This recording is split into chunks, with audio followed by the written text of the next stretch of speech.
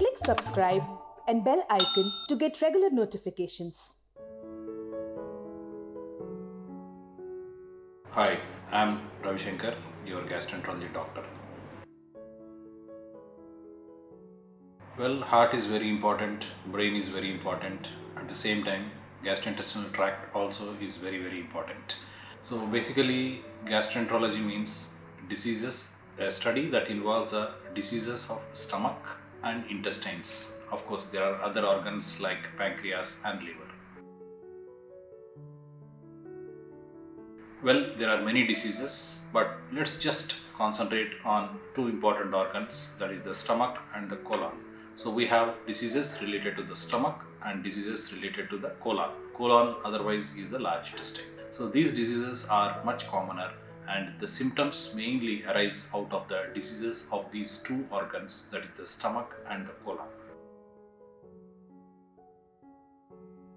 Well, as we said, the stomach and the colon. So let's discuss the disease. The symptoms arise from the diseases of the stomach and colon because many other symptoms arising from other organs also mimic symptoms coming from either stomach or colon.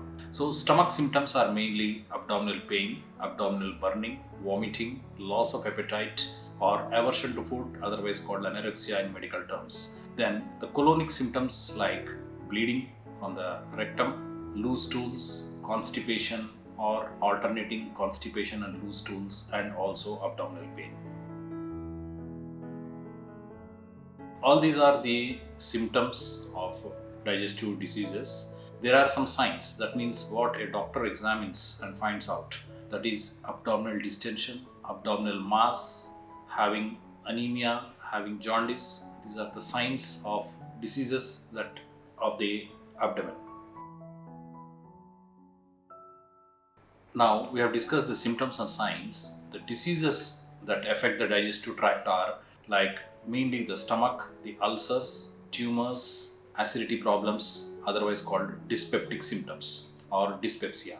Then the colonic diseases are usually the GI bleeds, tumors, irritable bowel syndrome, and inflammatory bowel disease like ulcerative colitis or Crohn's disease. There are other again minor disorders like hemorrhoids, fissures, so on and so forth.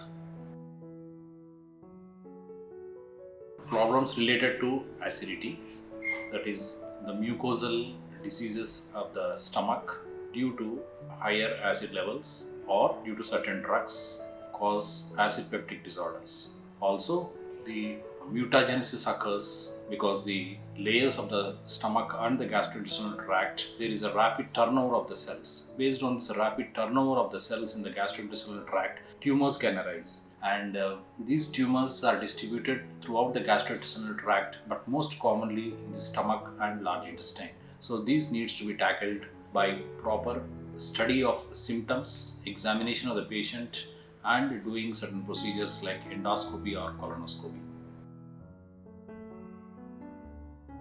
Well, stress can cause a number of problems. Yes, it can precipitate gastrointestinal tract disorders, mainly functional bowel diseases, and this can aggravate the symptoms of organic diseases of the gastrointestinal tract. So it's a fact.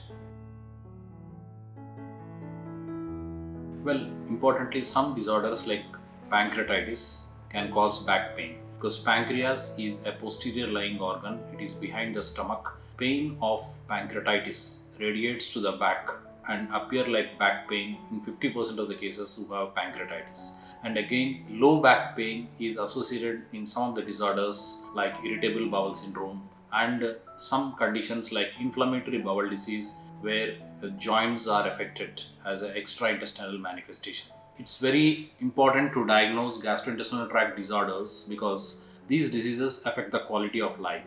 So importantly, there are some disorders which are life-threatening like gastrointestinal tract bleeding, gastrointestinal tract tumors. All these require good care, like the bleeding gastrointestinal tract diseases require emergency care, and the tumors which arise from the intestinal tract require proper and quick diagnosis and then adequate treatment.